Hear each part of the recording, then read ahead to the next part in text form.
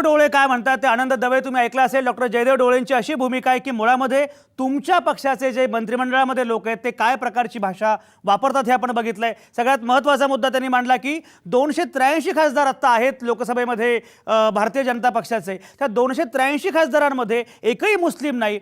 अशा वेळी जर समजा मुस्लिमांना असुरक्षित वाटलं तर त्यामध्ये गैर काय? तुमचं राजकारण हे शिवसेनेचं असेल किंवा भाजपचं असेल हे धर्मनिष्ठ आहे. आनंद दवे तुम्ही शिवसेनेचे कार्यकर्ते आहात. संजय राऊत थेटपणे असं म्हणतात की हा देश धर्मनिरपेक्ष नाहीच आहे. अशा स्थितीमध्ये मुळात तुम्ही एका अतिशय वेगळ्या वळणाचं वेगळ्या प्रकारचं संकुचित राजकारण निर्माण करत आहात. संकुचित राजकारण जन्माला घालत आहात आणि म्हणून काहीतरी गोंधळ चाललाय असं डॉक्टर जयदेव डोळे म्हणतात. तुम्ही तुमच्या राजकारणाकडे कसं बघता आहात आनंद दवे?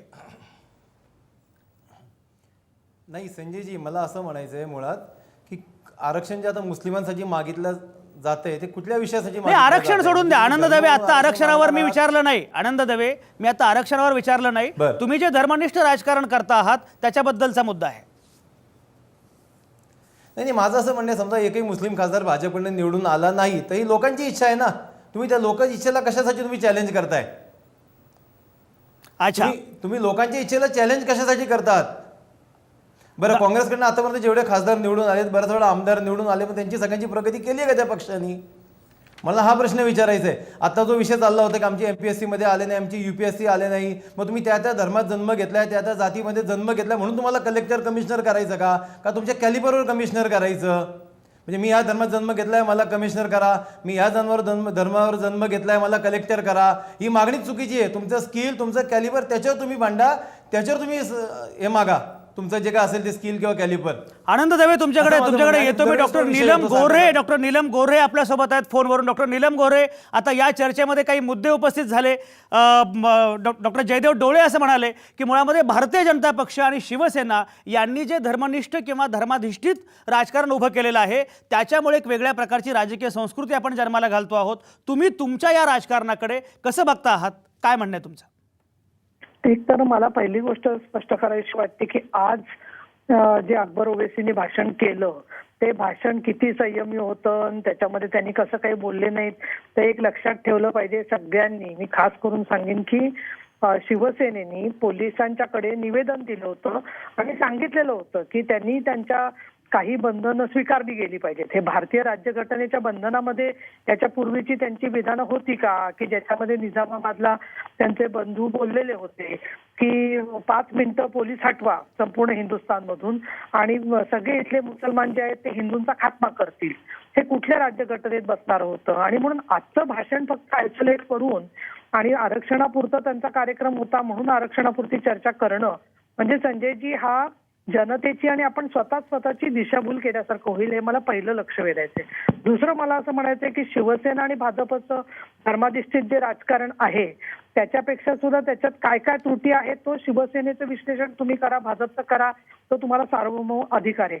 पण सामच्या मार्फत मला महाराष्ट्रातल्या सगळ्या प्रेक्षकांना सांगायचं आहे की यांची पाळंमुळं कुठे आहेत. मुळात MIM म्हणजे काय आहे हे खरं जयदेव डोळेला मी नव्याने सांगायला नकोय, परंतु मला असं वाटतं की थोडं पाठीवळून बघितलं तर अगदी म्हणजे स्वतः त्यांनी हैदराबाद आंध्र प्रदेशच्या विधानसभेमध्ये यांचे बंधू आमदार आहेत आणि ज्या वेळेला आंध्रचं फाळणी झाली, आंध्रचं 2 राज्य झाली आता वर्षापूर्वी, त्यावेळेला ते काय बोललेले आहेत त्यांचे बंधू आणि जे MIMचे सर्व आहेत त्यांच्या बरोबरीने की आम्ही निजामवादी आहेत, गर्व से कहो हम निजाम है. आणि निजाम है म्हणजे कुठला निजाम? तर हैदराबादचा निजाम की ज्यांनी रजाकारांनी सगळे अत्याचार केलेले होते मराठवाड्यामध्ये आणि ज्यांच्या रजाकारीमुळे ते हिंदुस्थानात भारतामध्ये यायला तयार नव्हते आणि म्हणून 1 वर्ष मराठवाड्याला स्वातंत्र्य उशिरा मिळालं आणि त्याच्यात पोलीस ऍक्शन घ्यावी लागली. 4ही बाजूनी सैन्य पाठवायला लागलं केंद्र सरकारला आणि 20 कोटी रुपये यांनी पाकिस्तानसाठी ज्या निजामाने दिले होते त्यांचा आम्हाला अभिमान वाटतो असं हे ओवेसी बंधू दोघे जण म्हणतात. आणि त्यांच्या स्वातंत्र्यासाठी म्हणून सगळ्यांना त्यांनी वेठीत धरलेलं आहे. आणि म्हणून मुळातले जे कासम रिझवी होते ज्यांनी मराठवाडा मुक्ती संग्रामाच्या विरोधामध्ये MIMचं संपूर्ण भूमिका निभावलेली होती त्या काळामधली, त्यांना ते नाकारतायत का अजून सुद्धा?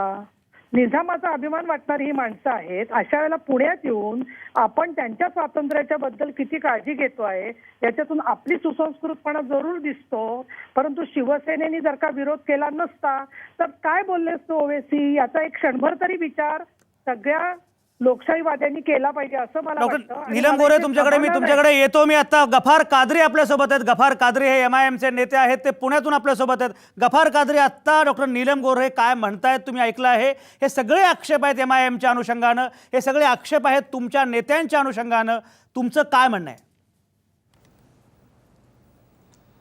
हमारी बहन नीलम गोरे ने जो बात कही है उसमें कोई सच्चाई नहीं है।